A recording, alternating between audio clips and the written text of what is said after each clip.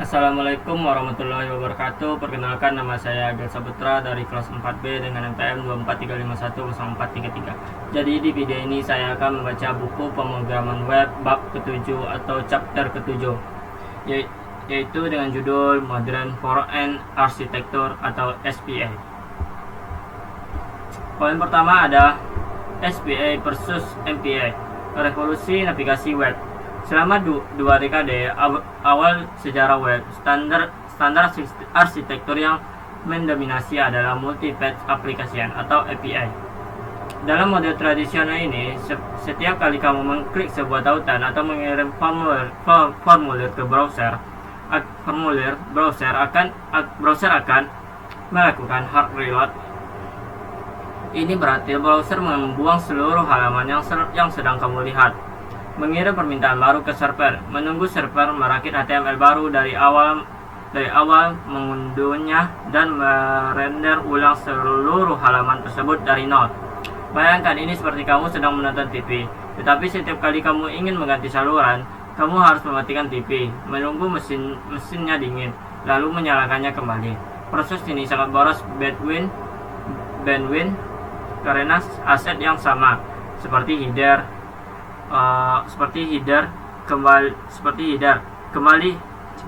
kembali.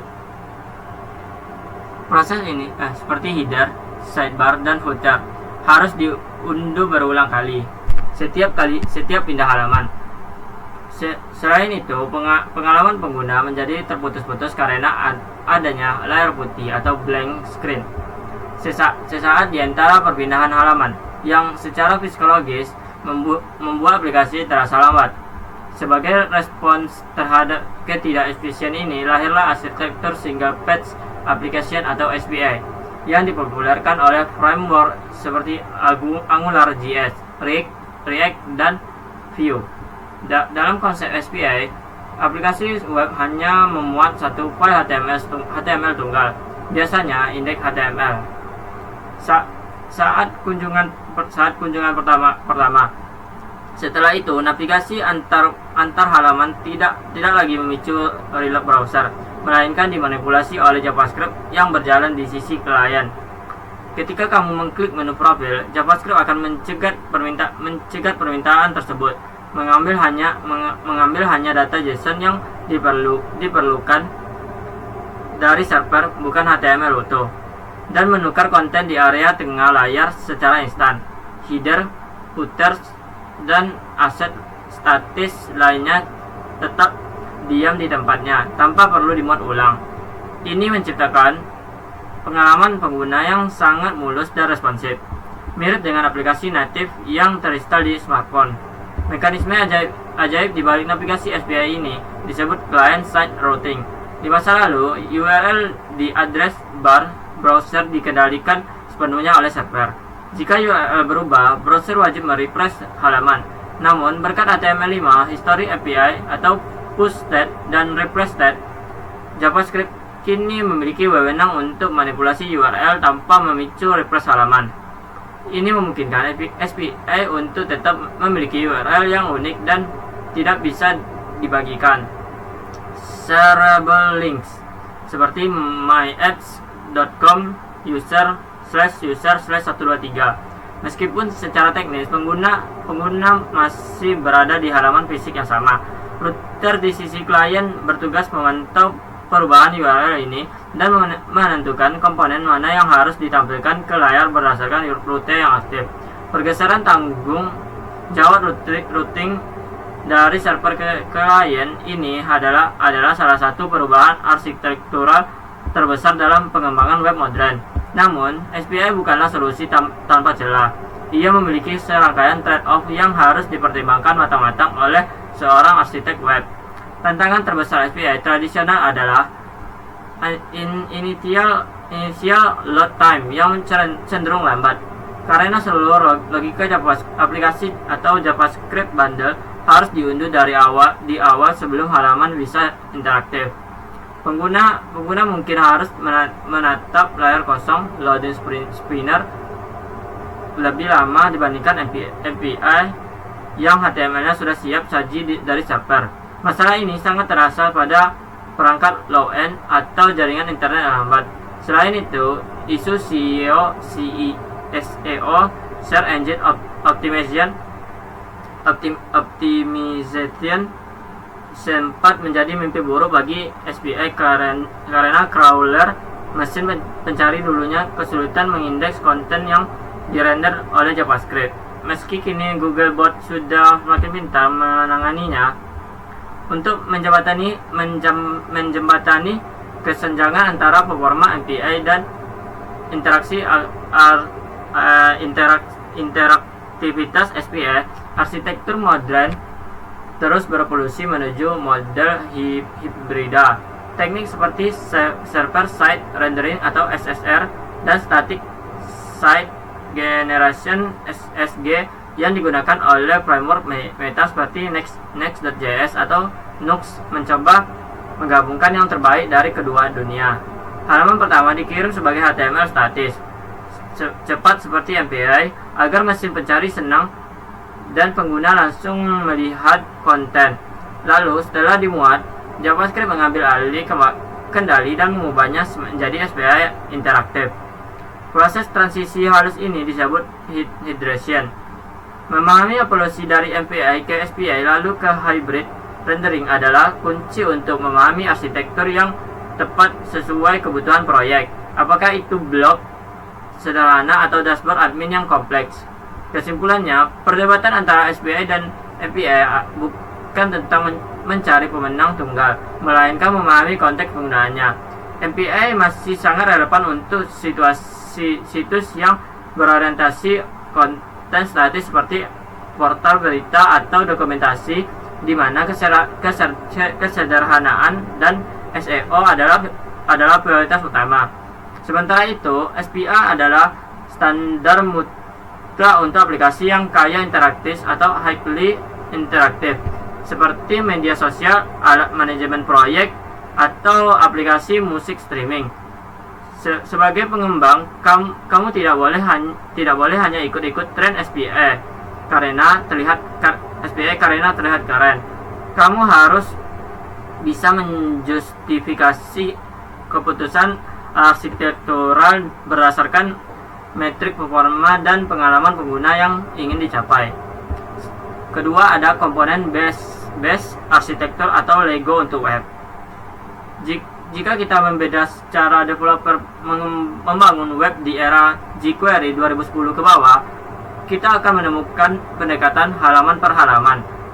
Developer akan menulis file about HTML, kontak HTML, dan home HTML secara terpisah, seringkali dengan menyalin tempel copy paste kode navigasi dan footer di setiap file. Jika ada perubahan desain pada tombol utama, developer harus membuka 10 file berbeda dan mengeditnya satu persatu. Pendekatan ini sangat rapuh, sulit dirawat, dan melanggar prinsip dry atau don't repair yourself. Komponen base arsitektur hadir untuk mengakhiri kegilaan ini dengan mengubah unit dasar pembangunan web dari halaman menjadi komponen.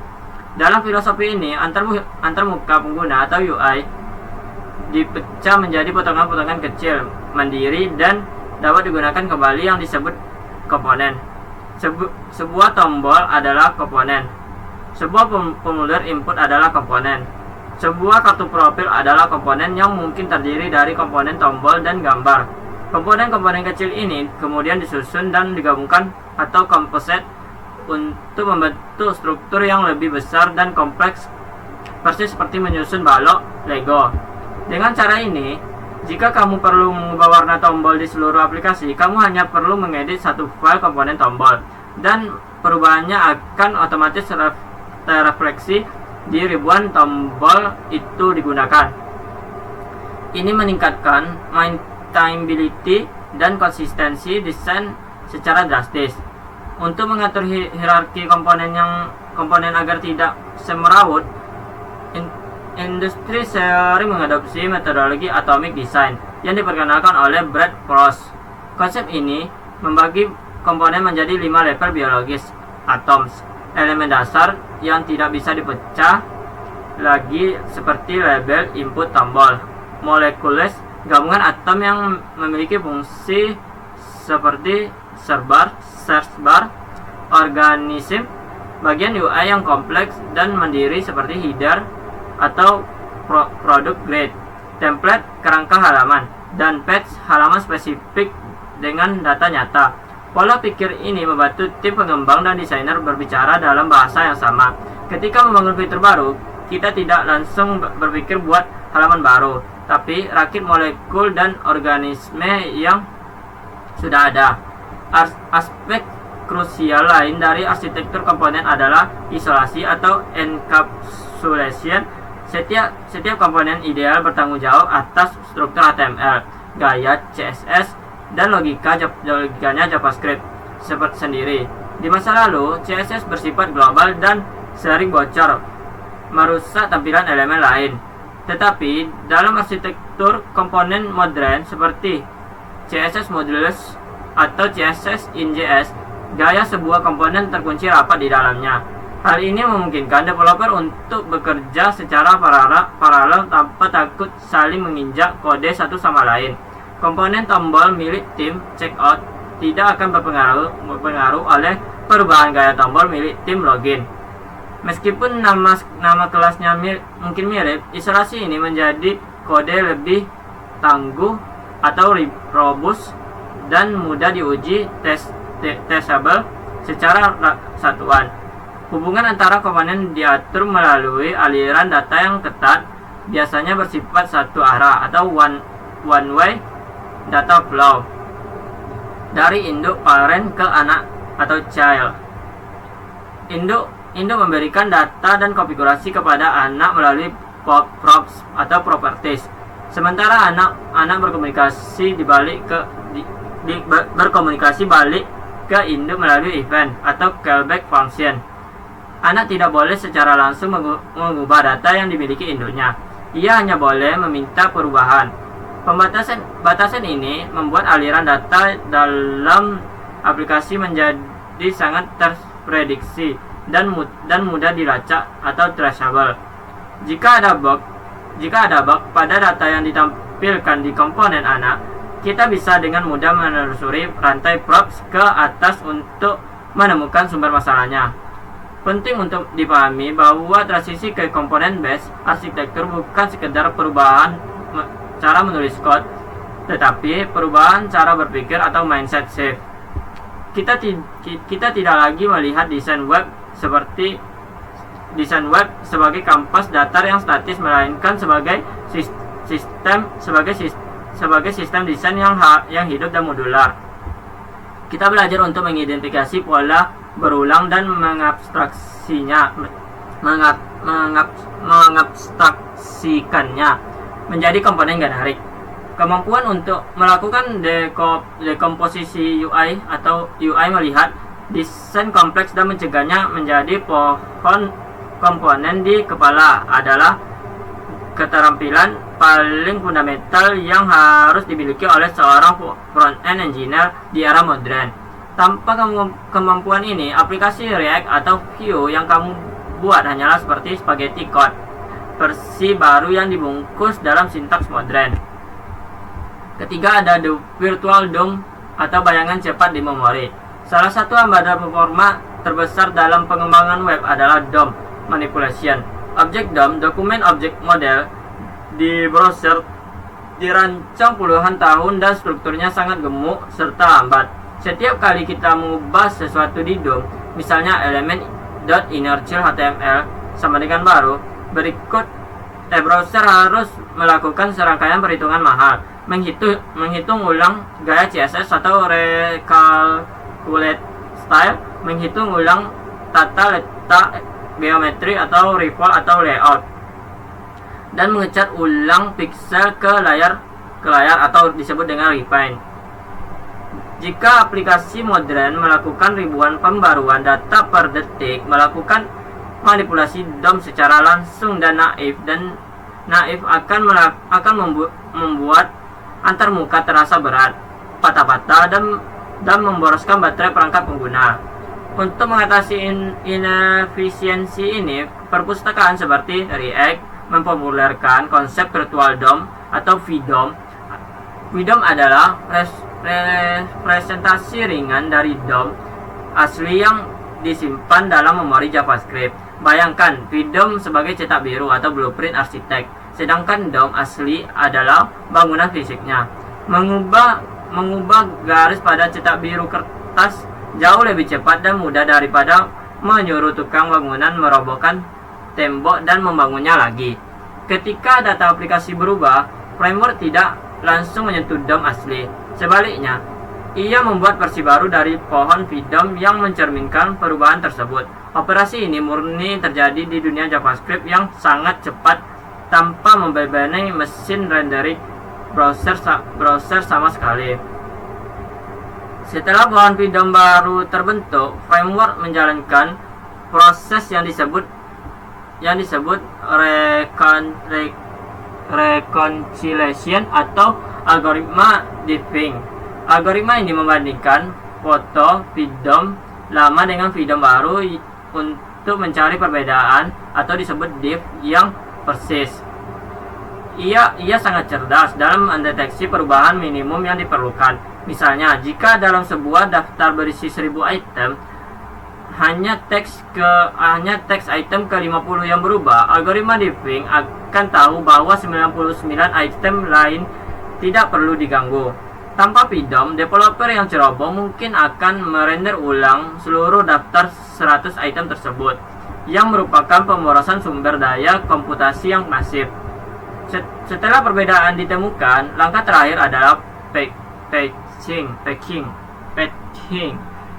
atau commit paste. Framework mengambil daftar perubahan spesifik tersebut dan menerapkannya ke DOM asli dalam satu batch yang efisien. Alih-alih melakukan 50 perubahan kecil satu persatu yang memicu 5 kali reflow, framework mengelompokkan semuanya dalam dan menyuntikannya sekaligus. Hasil akhirnya adalah DOM asli diperbarui dengan mudah dengan jumlah operasi semaksimal mungkin. Pengguna melihat tampilan yang berubah seketika, tetapi di belakang layar browser bekerja jauh lebih santai daripada yang terlihat. Inilah rahasia mengapa aplikasi berbasis React atau Vue bisa sangat snappy meskipun menangani data yang kompleks. Namun penting untuk meluruskan mitos umum bahwa virtual DOM selalu lebih cepat dari DOM asli. Secara teknis, VDOM adalah lapisan tambahan di atas DOM asli, sehingga ia pasti memiliki overhead, biaya komputasi untuk melakukan diffing. Jika kamu adalah programmer dewa yang bisa menulis kode manipulasi DOM manual yang super teroptimasi, misalnya menggunakan SPLT yang pendekatannya compiler based tanpa VDOM, hasilnya bisa lebih cepat. Keunggulan VDOM bukan pada kecepatan menta absolut, melainkan pada kecepatan rata-rata dan maintainability. VDOM memungkinkan developer menulis kode secara deklaratif tanpa perlu memikirkan optimasi manual yang rumit, dan framework menjamin performanya akan cukup cepat untuk 99% kasus penggunaan. Pemahaman tentang VDOM sangat penting saat melakukan optimasi performa tingkat lanjut. Pemahaman terkadang kita perlu membantu algoritma diffing agar bekerja lebih efisien. Misalnya, dengan memberikan key props yang unik pada elemen daftar. Tanpa key yang unik, algoritma diffing bisa bingung dan menghancurkan, membuat ulang elemen yang seharusnya hanya perlu digeser posisinya. Memahami cara kerja si bayangan ini membantu kita menghindari anti-pattern yang memaksa VDOM bekerja terlalu keras, memastikan aplikasi kita tetap berjalan mulus bahkan di perangkat seluler dengan spesifikasi rendah sekalipun.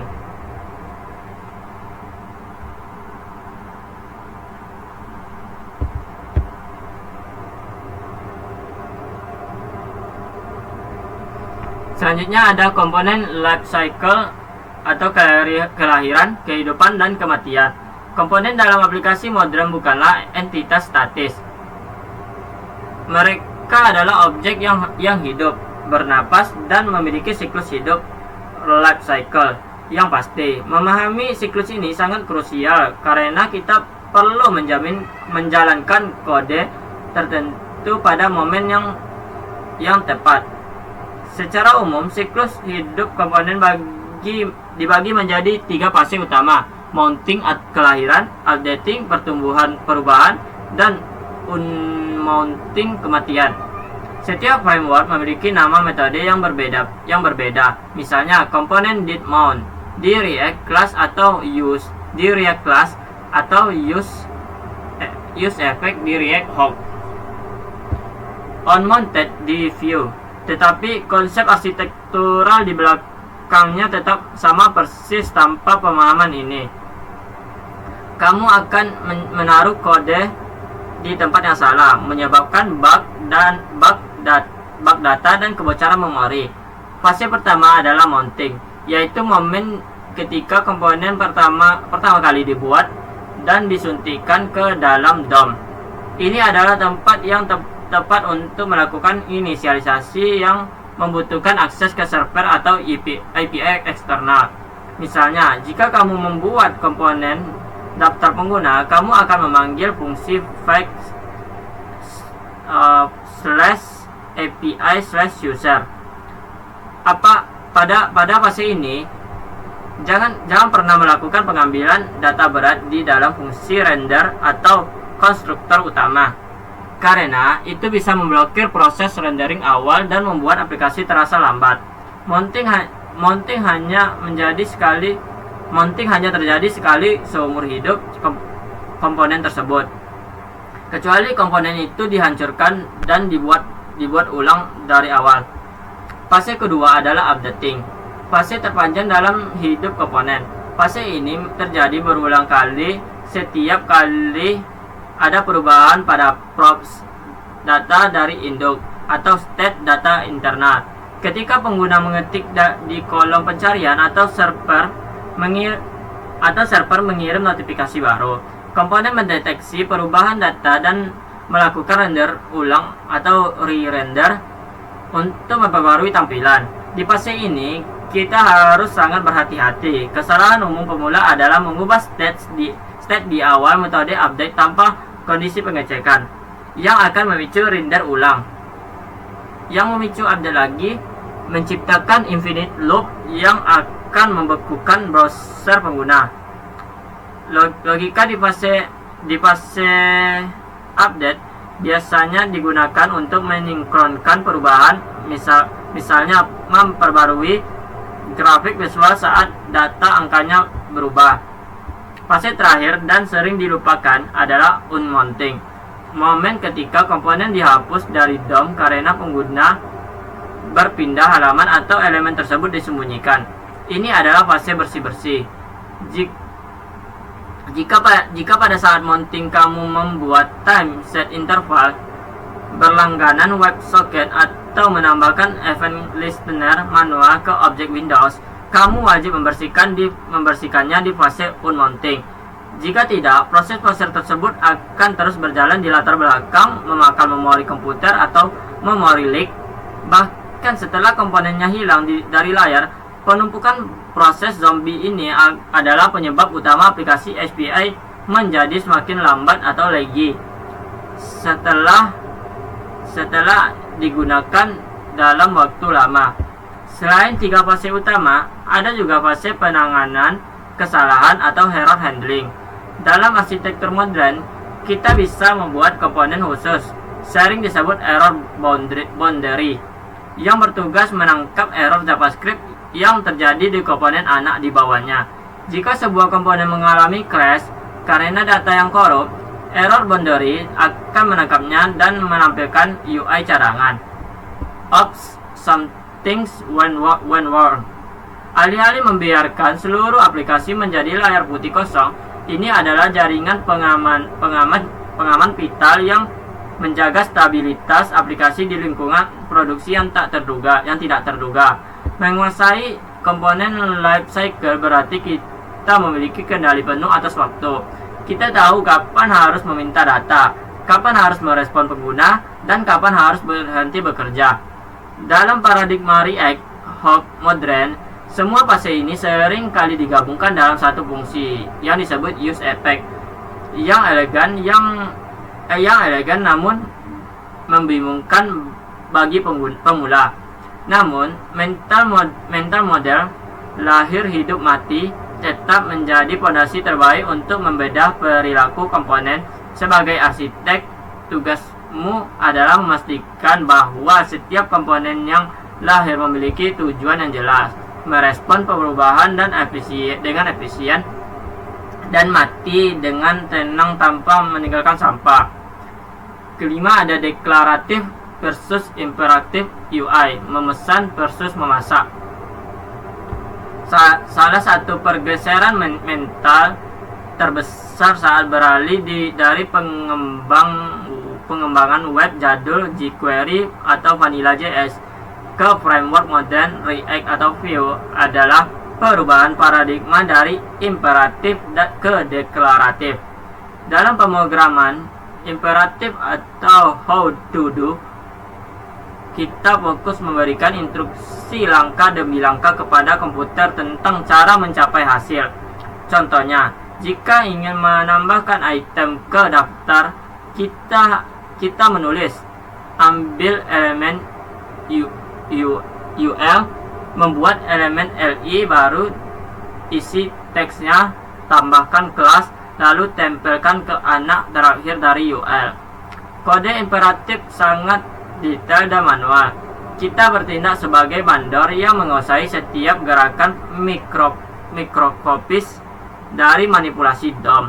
Pendekatan ini mudah dipahami untuk kasus sederhana, tetapi menjadi mimpi buruk unmanageable saat aplikasi semakin kompleks karena kita harus melacak status DOM secara manual di otak kita. Sebaliknya, pemrograman deklaratif what to do fokus pada mendeskripsikan hasil akhir yang diinginkan dan membiarkan sistem di baliknya memikirkan cara mencapainya. Analogi yang paling mudah adalah perbedaan antara memasak sendiri imperatif dan memesan makanan di restoran deklaratif. Saat memasak imperatif, kamu harus memotong bawang, menyalakan kompor, dan mengaduk. Saat memesan deklaratif, kamu hanya bilang ke pelayan, saya mau nasi goreng 1.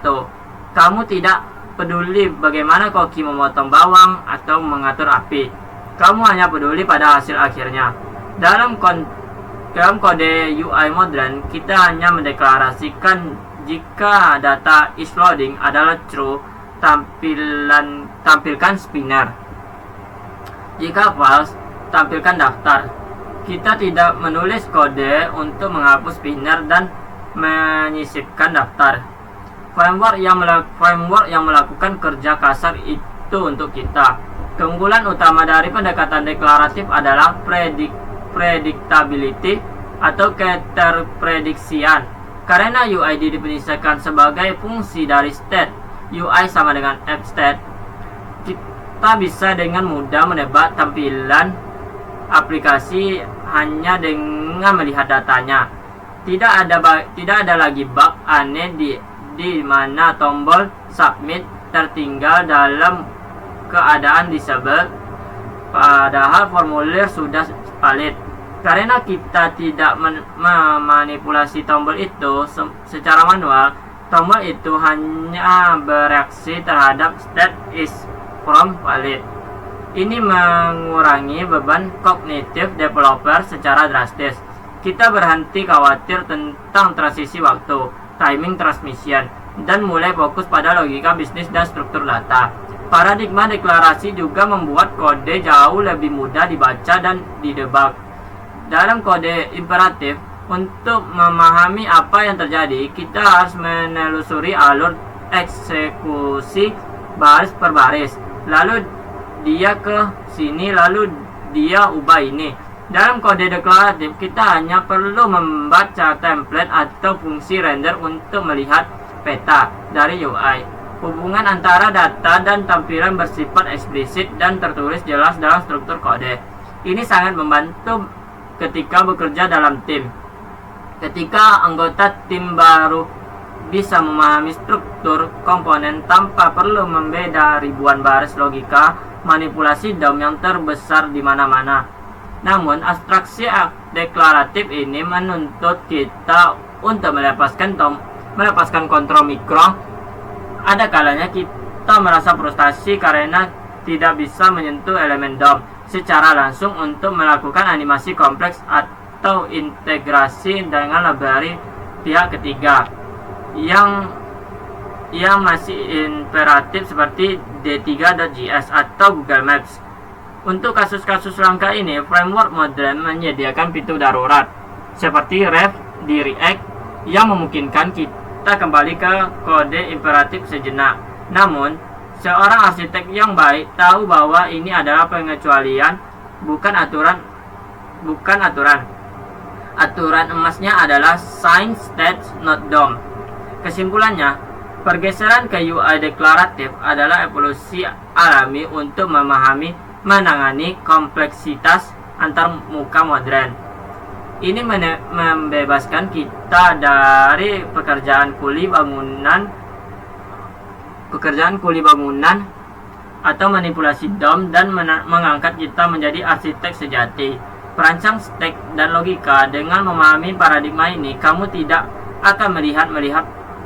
akan melihat framework seperti React sebagai cara lebih rumit menulis HTML, melainkan sebagai sistem manajemen state yang canggih yang kebetulan menghasilkan UI sebagai efek sampingnya. Ini adalah fondasi dari semua pengembangan front-end skala besar di masa depan. Selanjutnya ada integrasi keislaman, bangunan umat, dan siklus kehidupan. Konsep komponen based arsitektur dalam pengembangan antarmuka modern adalah cerminan dari konsep ukhuwah dan kesatuan umat, the ummah dalam Islam. Rasulullah Shallallahu Alaihi Wasallam bersabda, perumpamaan orang-orang mukmin dalam hal saling mencintai, menyayangi, dan mengasihi bagaikan satu tubuh. Hari Hurairah, Bukhari, dan Muslim. Dalam React atau Vue, sebuah aplikasi besar dibangun dari komponen-komponen kecil atau disebut dengan atom yang berdiri sendiri namun saling bekerja sama membentuk satu komponen fungsi. Jika satu komponen sakit atau error, ia bisa mempengaruhi tampilan keseluruhan. Ini mengajarkan kita bahwa struktur masyarakat Islam, setiap individu sekecil apapun perannya adalah elemen vital. Kita belajar untuk membangun unit terkecil, keluarga atau komponen dengan kokoh agar bangunan besar, negara atau aplikasi dapat berdiri tegak dan bermanfaat. Mekanisme virtual DOM dan algoritma reconciliation atau pencocokan mengajarkan kita tentang pentingnya muhasabah evaluasi diri. Virtual DOM menyimpan keadaan ideal dari tampilan lalu membandingkannya dengan real DOM. Keadaan saat ini untuk menemukan perbedaan diffing dan hanya memperbaiki bagian yang salah tanpa merombak semuanya. Seorang mukmin hendaknya memiliki virtual DOM spiritual, yaitu standar ideal Al-Quran dan Sunnah, dan setiap hari melakukan reconciliation dengan melihat kondisi aktual dirinya. Jika ada perbedaan antara perilaku aktual dengan standar ideal, ia segera melakukan patch atau taubat atau perbaikan pada bagian yang spesifik tersebut secara efisien tanpa perlu putus asa menghancurkan seluruh kehidupannya. Pemahaman tentang komponen lifecycle mounting, updating, unmounting adalah metafora teknologi yang indah tentang sunnatullah kehidupan manusia. Kita mengalami fase mounting atau kelahiran, di mana kita mempersiapkan sumber daya awal. Fase updating atau disebut kehidupan dunia, di mana kita bereaksi terhadap perubahan props dan states, ujian dan nikmat. Dan akhirnya fase unmounting disebut dengan kematian. Dalam fase unmounting sangat krusial untuk melakukan clean up, pembersihan memori, agar tidak terjadi kebocoran atau disebut dengan memory leak. Demikian pula seorang muslim harus mempersiapkan husnul khotimah, akhir yang baik, dan membersihkan diri dari dosa dan hutang sebelum di unmount dari dunia ini, agar tidak meninggalkan beban yang merusak di kemudian hari. Pergeseran paradigma dari imperatif lakukan ini lalu itu menjadi deklaratif, saya ingin hasilnya seperti ini, terserah bagaimana caranya. Dalam UI modern mengingatkan kita pada konsep niat dan tawakul. Dalam paradigma deklaratif, kita mendefinisikan state atau niat atau kondisi hati, dan membiarkan framework mengurus rendering tampilannya. Islam mengajarkan bahwa segala amal tergantung pada niatnya. Jika state atau hati kita baik, maka UI, perilaku atau amal zahir otomatis akan terrefleksi dengan baik. Kita fokus menjaga kesucian hati dan niat. Lalu tawakul membiarkan Allah mengatur hasil luarnya sesuai dengan hukum sebab akibat yang telah ditetapkan, tanpa perlu kita memaksakan atau micromanage setiap detail kejadian di alam semesta. Terakhir, konsep single page application atau SPA yang memberikan pengalaman transisi mulus tanpa reload halaman mencerminkan sifat istiqomah atau keteguhan. Meskipun pengguna berpindah-pindah fitur atau rute, aplikasi terjaga dalam sesi yang utuh tanpa terputus. Seorang mukmin yang istiqomah adalah mereka yang imannya stabil dan tidak reload atau reset setiap kali menghadapi masalah baru. Koneksi mereka dengan Allah tetap tersambung atau stateful dalam berbagai situasi kehidupan, menciptakan pengalaman spiritual yang mulus dan konsisten dari awal hingga akhir hayat. Terakhir ada kesimpulan. Arsitek interaksi modern, bab ini telah mendefinisikan ulang peran front-end developer dari sekedar penerjemah desain menjadi arsitek aplikasi yang kompleks. Berikut adalah pilar-pilar utama yang harus kamu kuasai. 1. Navigasi tanpa jeda. Jika memahami bahwa SPA Single Page Application bukan sekedar tren, melainkan standar untuk pengalaman pengguna yang mulus, pergeseran tanggung jawab routing dari server ke klien melalui history API adalah kunci menciptakan aplikasi web yang terasa seperti aplikasi native. 2. Berpikir dalam komponen. Kita meninggalkan pola pikir halaman per halaman dan beralih ke atomic design, memecah UI menjadi komponen kecil yang terisolasi dan dapat digunakan kembali atau reusable adalah satu-satunya cara mengelola skala aplikasi yang terus membesar menjadi benang kusut, terus membesar tanpa menjadi benang kusut. 3. Ada ilusi kecepatan atau virtual DOM. Kita menyadari bahwa manipulasi DOM langsung itu mahal.